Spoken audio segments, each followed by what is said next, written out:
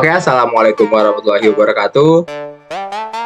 Di sini kami kelompok 4 akan mempresentasikan terkait proyek akhir praktik robotika kami yang berjudul Mini Drone ESP32 dengan kendali PID sebagai kestabilan sudut roll dan pitch.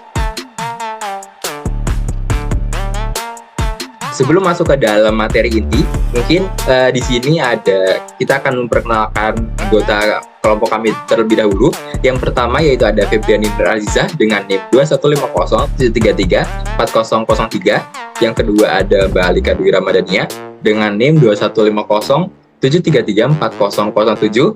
Yang ketiga ada Mas Farhan Prasetyo dengan NIM 21507334009. Yang keempat ada Mas Aldi Febrianto dengan NIM 21507334026. Dan yang terakhir saya sendiri, Brazen Dian Saputra dengan NIM 21507334034. Mungkin masuk ke dalam topik yang pertama yaitu definisi akan dijelaskan oleh Mbak Alika Dwi Ramadhania. Mungkin waktu dan tempat dipersilakan. Oke, baik, terima kasih atas waktunya. Yang pertama ada definisi mengenai mini drone ESP32. Merupakan pembuatan pesawat tanpa awak berukuran kecil menggunakan modul microcontroller ESP32. Dalam proyek ini, sistem kendali PID proporsional integral derivatif diterapkan untuk mengatur pergerakan drone, khususnya untuk menjaga kestabilan sudut roll miring ke samping dan pitch miring ke depan atau ke belakang. Kendali PID memainkan peran kritis dalam mengoptimalkan parameter sistem, memastikan bahwa drone tetap stabil dan dapat dikendalikan dengan akurat sesuai dengan keinginan pengguna. Dengan demikian, proyek ini merangkum integrasi teknologi ESP32 dan pendekatan kendali PID untuk mencapai kestabilan optimal dalam operasi mini drone. Mungkin sekian dari saya. Untuk yang selanjutnya akan disampaikan oleh Mbak Febriani. Baik, terima kasih atas waktunya. Selanjutnya, dalam merancang suatu drone, ada berbagai aspek teknis yang perlu dipertimbangkan. Salah satunya ditinjau dari jenis perangkat elektronik yang digunakan. Drone dapat mencapai performa yang tinggi dengan cara mempertimbangkan berat komponen yang digunakan. Memilih komponen dengan berat yang ringan agar mempermudah drone untuk terbang serta menekan penggunaan daya baterai. Berikut beberapa komponen utama yang digunakan. Ada buzzer, aktif buzzer 5 volt, kemudian ESP32, IC chip 3,3 volt, baterai 1S, kapasitor 15 nanofarad, sensor MPU 6050, motor 8520, MOSFET SI2302, dan kapasitor 4,7 mikrofarad. Lanjut ke slide selanjutnya. Kemudian, setelah menentukan komponen yang digunakan, tahap selanjutnya dalam proses perencanaan pembuatan drone ESP32 yaitu membuat rangkaian skematik dan layout PCB. Menggunakan perangkat lunak atau tools yang tepat akan membuat proses desain menjadi lebih mudah. Ada berbagai tools atau software yang dapat digunakan untuk membuat skematik dan layout PCB. Salah satu software yang saat ini kita gunakan yaitu ICEDA. Di ICEDA ini dapat mempermudah penggunaan pembuatan skematik dan layout PCB karena dapat menampilkan visualisasi yang maksimal dan dapat berkolaborasi secara online. Berikut adalah tampilan 3D layout PCB dari drone ESP32. Gambar tersebut menunjukkan tampilan 3D layout PCB dari drone ESP32. Terlihat diagram di atas terdiri dari beberapa blok komponen dengan sensor MPU 6050, kemudian 8520 sebagai aktuator, dan MOSFET SI2302 sebagai driver motor. Gambar tersebut di atas menunjukkan layout PCB dari drone ESP32 dengan ukuran PCB 10x10 cm, lebar jalur 0,4 mm, serta diameter lubang motor 8,5 mm. Untuk desain frame PCB dapat terlebih dahulu dibuat di software CorelDRAW, kemudian dikonversi ke layout PCB pada software ICEDA. Baik, untuk slide selanjutnya dilanjutkan oleh Farhan. Ya, oke, baik. Atas kesempatannya, yang selanjutnya yaitu ada blok diagram. Untuk yang pertama yaitu ada remote control. Remote control merupakan perangkat lunak yang digunakan untuk memberikan instruksi kepada drone. Kemudian masuk ke proses yang selanjutnya yaitu ada flight control. Di sini untuk mengatur penerbangan drone berdasarkan instruksi dari remote control dan data dari sensor.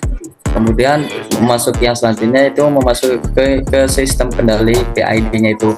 Nah, sistem kendali PID merupakan metode kontrol yang menggunakan kombinasi proporsional, integral, dan derivatif untuk mengontrol sistem secara optimal.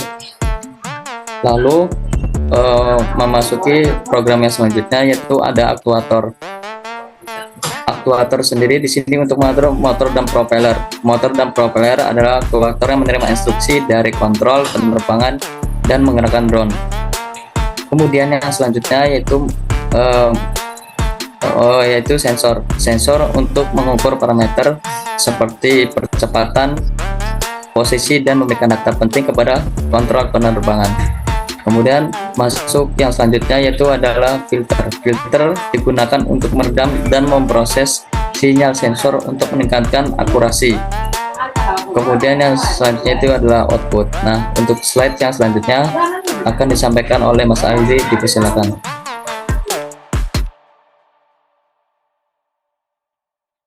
Baik, kemudian ada perancangan remote control. Setelah hardware selesai dibuat, selanjutnya dilakukan proses perancangan remote control menggunakan aplikasi yang dibuat di website MIT App Inventor dengan desain GUI atau Graphic User Interface seperti pada gambar. Kemudian pada aplikasi yang akan dibuat diproses menggunakan pemrograman blok dan melakukan konfigurasi aplikasi pada website MIT App Inventor, di mana setelah proses perancangan remote control kemudian dilakukan pengunduhan aplikasi yang akan dijalankan di smartphone. Kemudian melalui aplikasi tersebut pengguna harus menyalakan fitur Bluetooth yang harus terkoneksi dengan dan antara drone ESP32. Kemudian pengguna dapat melihat status koneksi Bluetooth, apakah connect dengan perangkat drone ESP32. Kemudian setelah connect, pengguna dapat mengendalikan gerak drone. Kemudian untuk desain yang kami buat dan kami kembangkan ini didesain sedemikian rupa atas dasar seperti pada standar drone controller, di mana standar yang kami buat adalah jika joystick kanan memungkinkan untuk mengontrol gerak roll dan gerak pitch dari drone, kemungkinan untuk menggerakkan drone ke kanan dan ke kiri serta maju dan mundur. Kemudian untuk joystick yang kiri memungkinkan untuk mengontrol gerak yaw dan mengontrol throttle atau mengatur ketinggian altitude dari drone ESP32 itu, yang memungkinkan mengontrol ketinggian terbang dan gerak memutar drone searah jarum jam atau berlawanan arah jarum jam. Kemudian kami desain sedemikian rupa dengan nilai 0 sampai 100. Next. Kemudian untuk flowchart dari mini drone ESP32 yang kami buat adalah yang pertama ada block start, di mana block start ini dibuat untuk mendeklarasikan semua perangkat yang sudah kami kembangkan, yaitu drone ESP32. Kemudian jika drone ESP32 dan remote sudah kita aktifkan, nanti kita perlu mengkonekkan ke Bluetooth antara remote yang dari smartphone ke drone ESP32. Kemudian langkah selanjutnya yaitu jika posisi pada drone ESP32 sudah 0, maka posisi drone ESP32 itu memiliki posisi stabilis, Kemudian untuk kecepatan throttle kami atur dari nilai 0 sampai 100 menggunakan MIT app inventor tadi. Kemudian untuk drone ESP32 ini dapat kita kontrol jika posisi X positif pada sensor, maka gimbal remote bergerak pada sumbu X positif. Dan jika positif X negatif pada sensor, gimbal remote positif bergerak pada sumbu X negatif. Kemudian posisi X positif pada sensor, maka gimbal remote bergerak pada sumbu X positif. Kemudian posisi X negatif pada sensor, kemudian gimbal remote bergerak pada sumbu X negatif. Mungkin kurang lebih flowchart dari drone ESP32 kelompok kami seperti itu. Saya kembalikan ke Mas Presiden.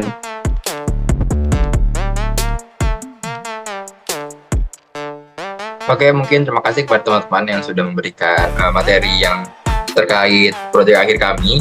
Mungkin sekian dari kelompok kami. Mungkin selanjutnya adalah demo program yang akan ditampilkan setelah presentasi ini berakhir. Mungkin kurang lebihnya mohon maaf. Wassalamualaikum warahmatullahi wabarakatuh.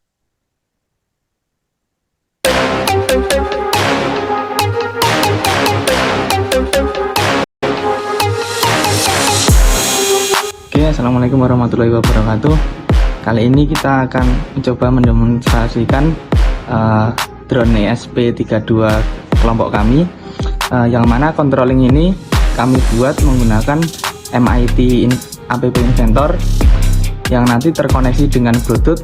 Kita hidupkan Bluetoothnya terlebih dahulu, nanti setelah connect nanti bisa untuk mengontrol drone ESP32 ini. Mungkin kita hidupkan Bluetoothnya terlebih dahulu.